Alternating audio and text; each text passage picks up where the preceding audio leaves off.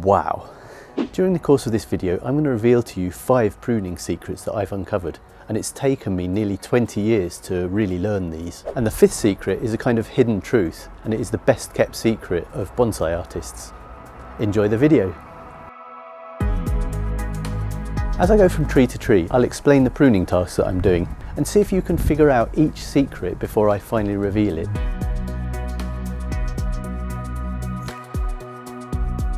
And now it's time for winter pruning on my Trident Maple.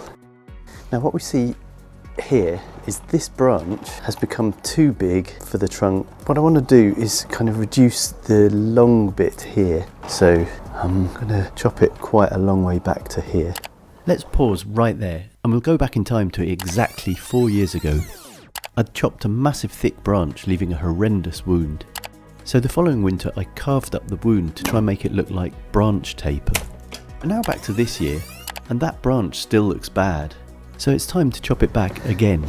Now this is quite a big cut. I'm going to use these garden shears and then I'll tidy it up afterwards, if it needs tidying up. Just there.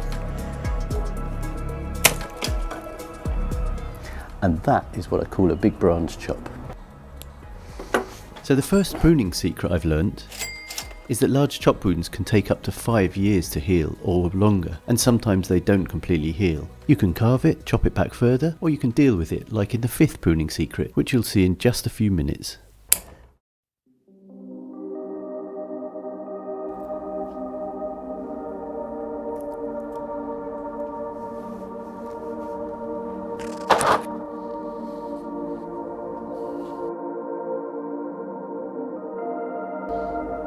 Now I'm back with my broom style Zelkova, and once again I'm going to have to deal with these long straight branches.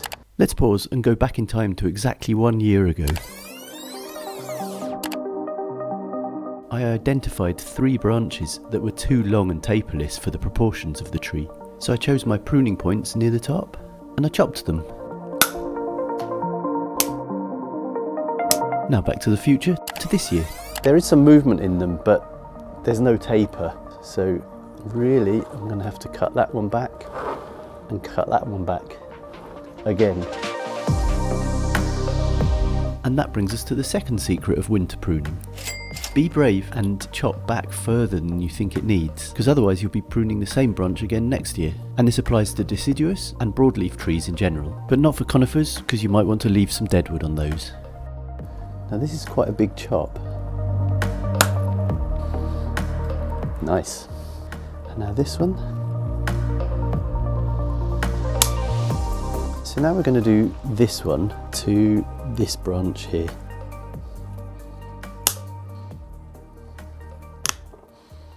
So let's give it a final spin.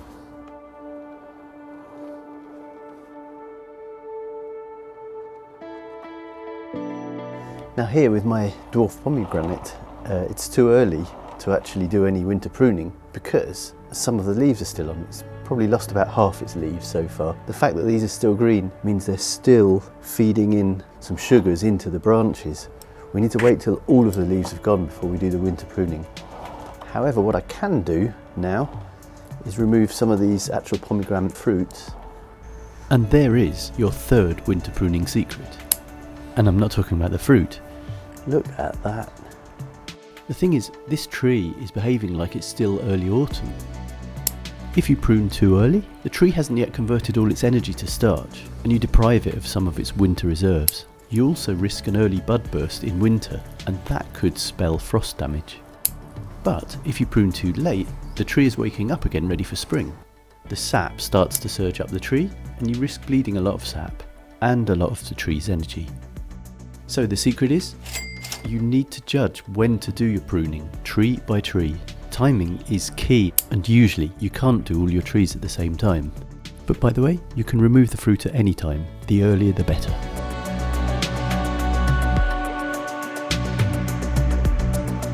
Now it's back to my triple trunk English Elm, which I did a severe ground layer on about 2 years ago.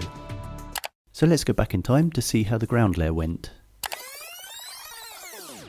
In spring of 21, I ring barked the tree to create a new root system just beneath the 3 trunks.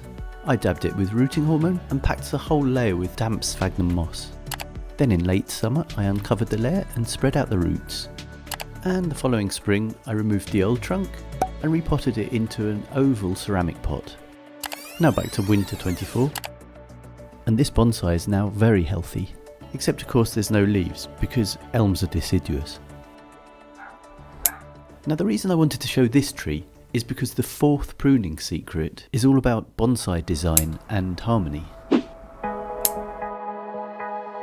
And the whiteboard's the best place to show this, as you'll see. Now when we're pruning our bonsai, there's always hundreds of options ahead of us, but it always helps to adopt a sense of harmony between the different parts of the tree. For example, if your trunk base is an informal upright, that movement should continue right up the trunk. It gives the feelings of unity and comfort. And to demonstrate this further, let's look at a trunk that starts with plenty of movement and then changes to formal upright in the top half. Now that's an inconsistent trunk line that gives feelings of tension and unease. And the opposite is also true. A formal upright should be formal all the way up and not start zigzagging near the apex.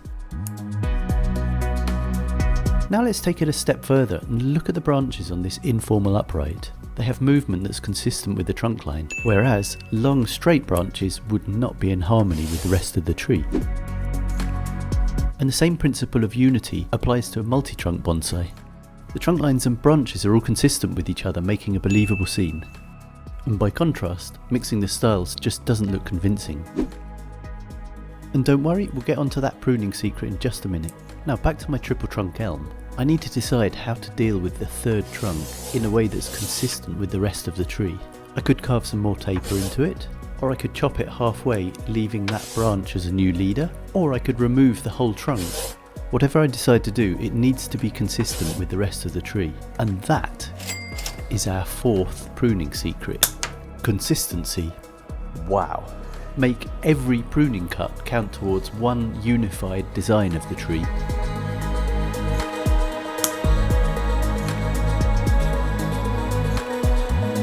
Final spin around.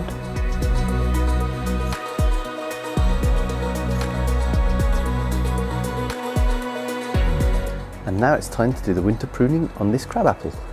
So you can see it's kept one apple on it, which I'm going to keep on there all winter.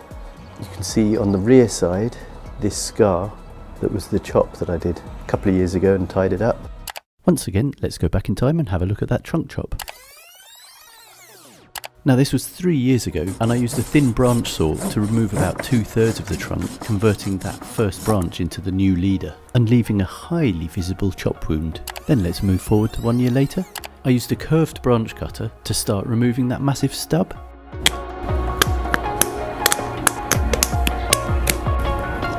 And my Dremel to hollow out the chop, and this helps it to callus across the wound rather than bulging outwards.